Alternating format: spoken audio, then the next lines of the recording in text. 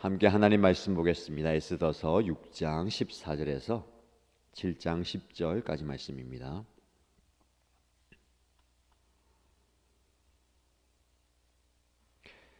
오늘 우리가 함께 묵상할 말씀은 에스더 6장 14절에서 7장 10절까지입니다. 같이 읽겠습니다.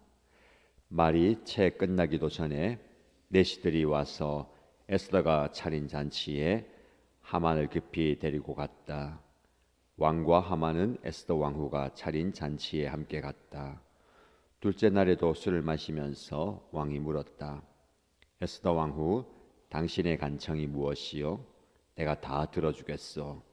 당신의 소청이 무엇이요? 나라의 절반이라도 떼어주겠소. 에스더 왕후가 대답하였다.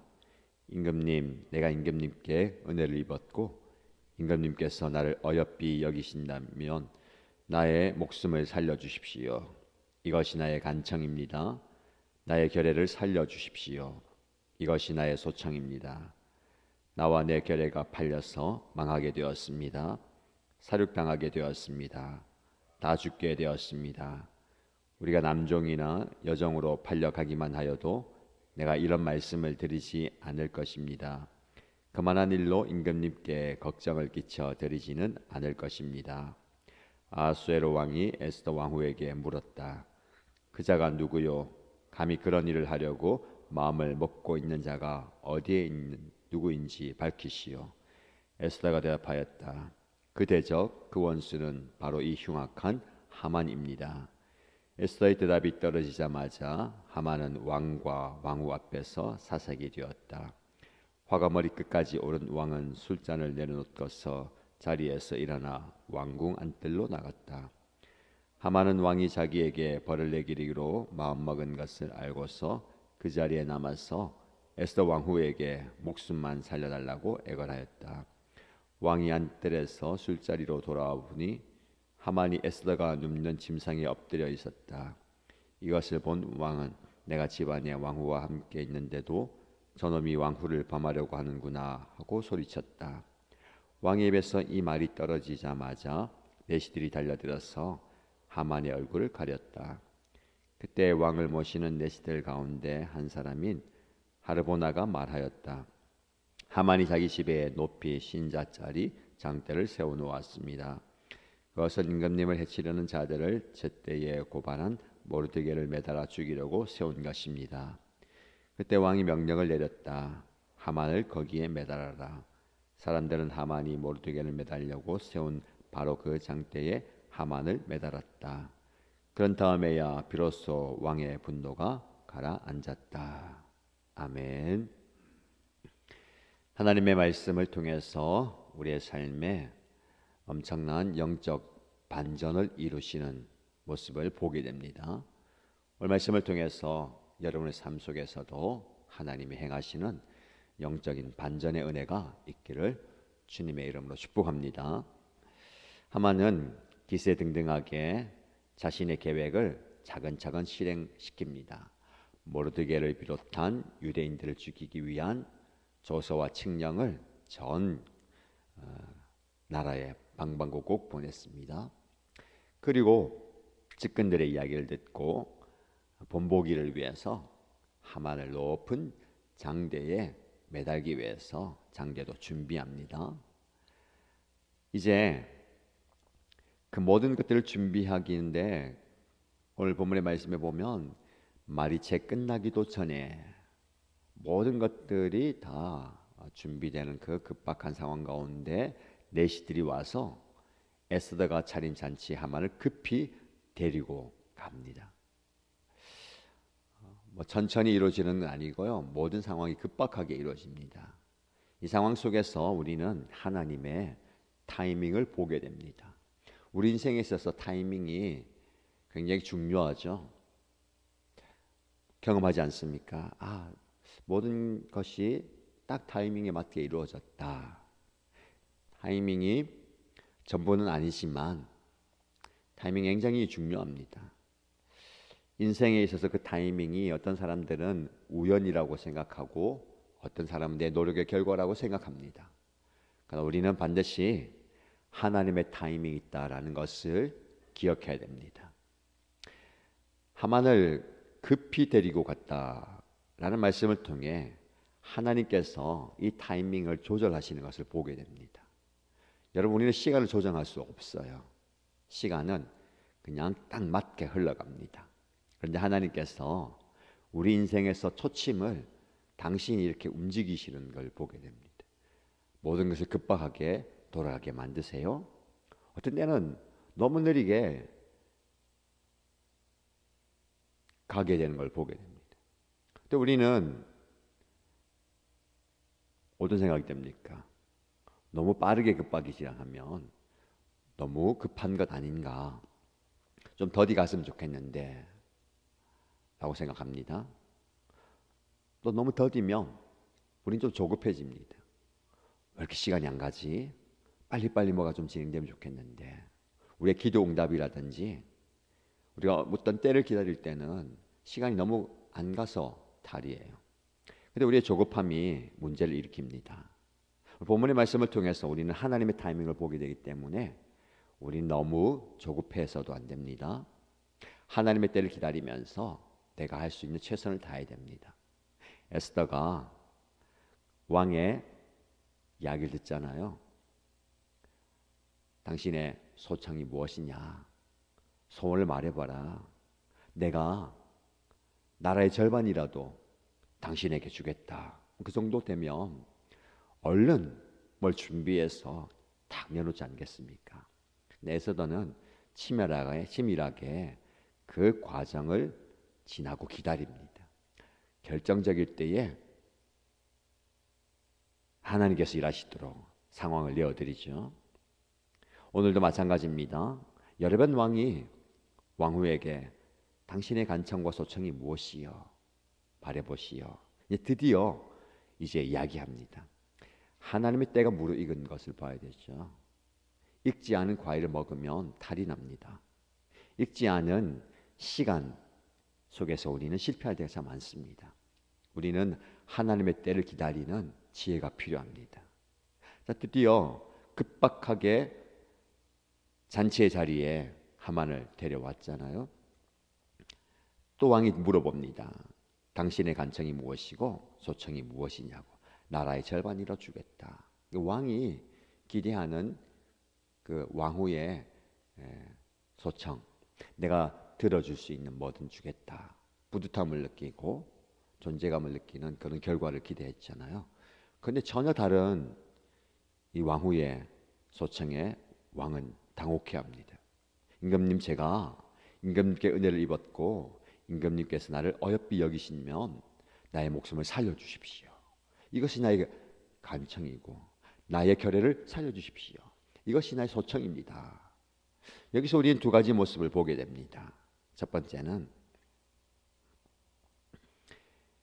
이 왕후가 자신의 안락과 자신의 평안만을 구한 게 아니라는 겁니다. 나를 살려주십시오.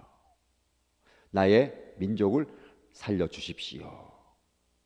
우리가 구할 때에 우리는 좀 폭넓게 구해야 됩니다. 하나님께 은혜를 구할 때에 나에게 필요한 은혜를 구할 수도 있잖아요. 그뿐만 아니라 우리에게 필요한 은혜도 함께 구하시기 바랍니다. 나의 도움이신 하나님께서 우리의 도움이 되셔야 됩니다. 나를 지키신 하나님께서 우리의 안위를 지키는 분이 되셔야 합니다. 오늘 기도하실 때에 나의 간구를 구하시고 우리의 간구를 함께 구하시기 바랍니다. 그 우리 안에 누가 들어갈까요? 가족이 들어가겠죠. 목장 식구가 들어가겠죠. 연합교회가 들어가겠죠.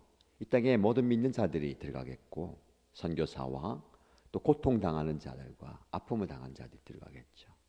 이 나라의 민족, 지도자들 모두가 들어가겠죠. 우리라는 범위를 넓혀 가시길 바랍니다.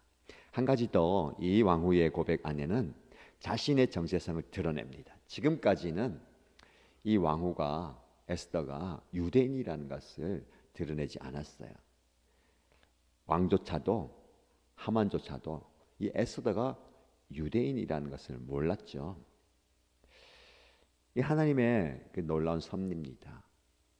그녀의 생김새라든지 말투라든지 그의 어떤 삶의 모습을 보면 짐작할 수도 있었을 텐데 하나님께서 다 감춰주신 거예요.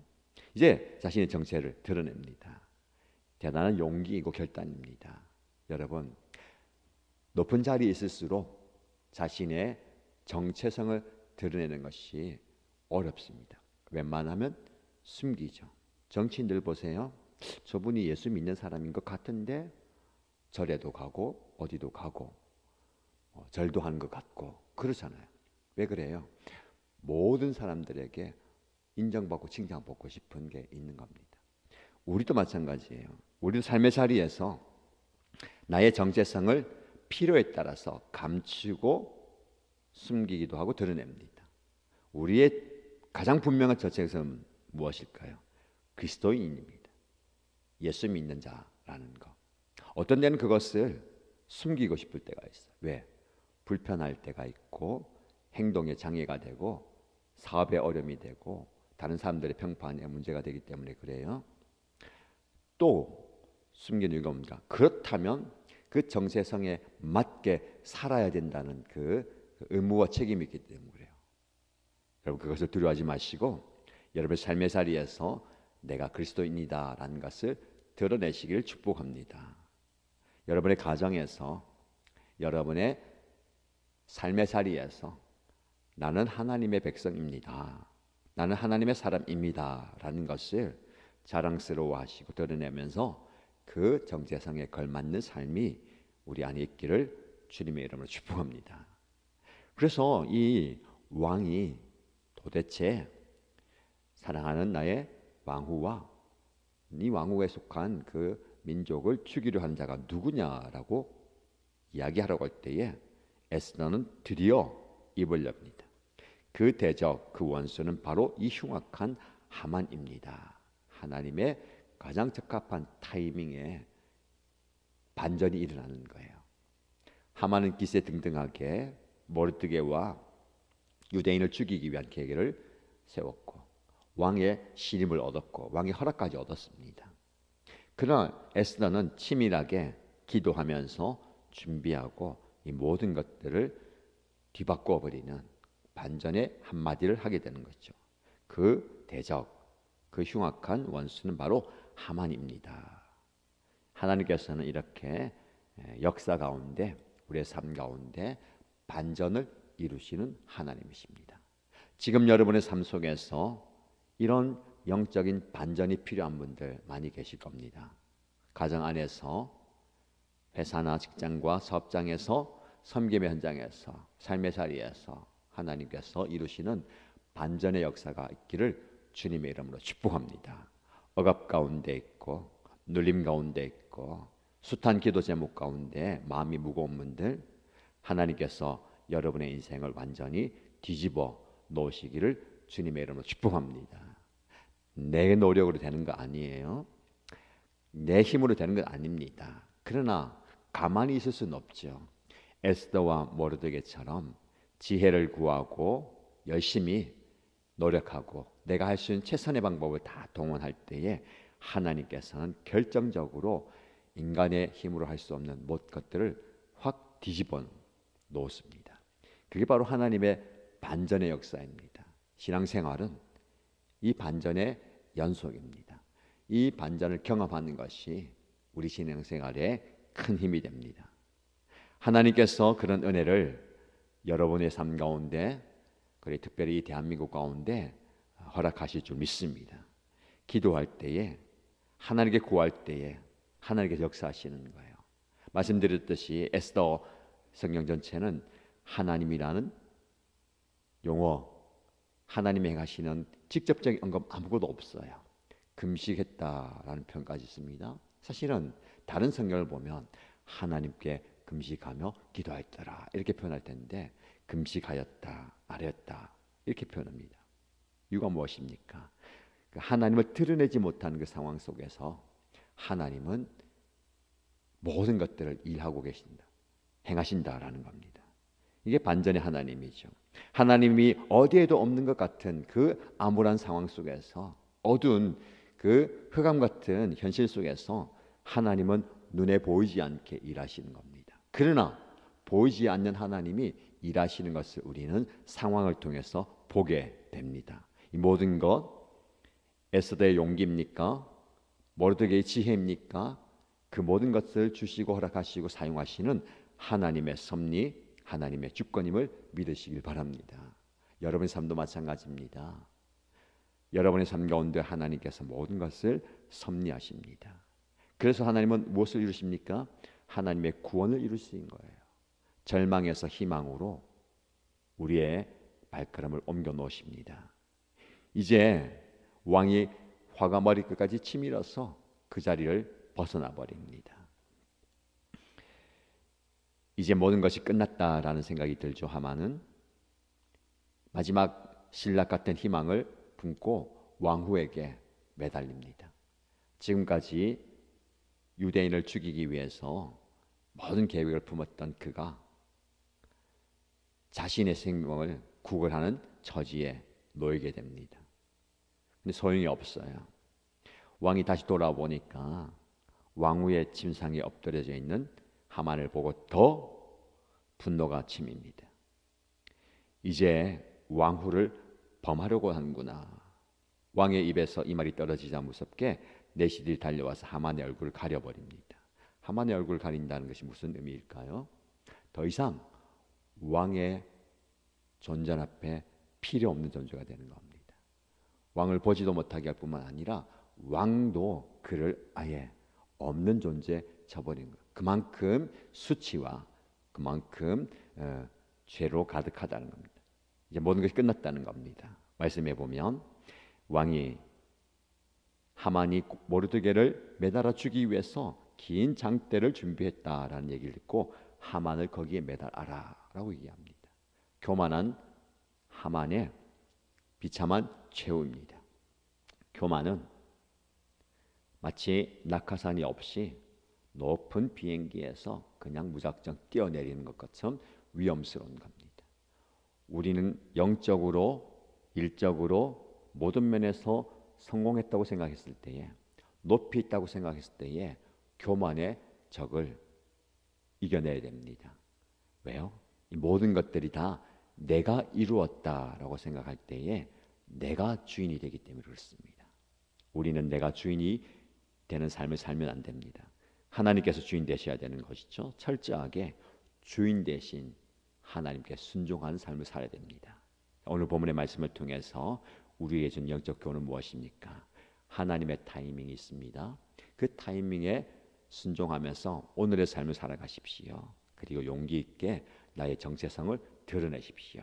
그러나 내가 얻은 모든 것들은 내 노력이 아닌 하나님의 은혜인 것을 기억하시면서 겸손하게 오늘을 사시기 바랍니다. 그런 은혜를 경험하는 저와 여러분 되시기를 주님의 이름으로 축복합니다.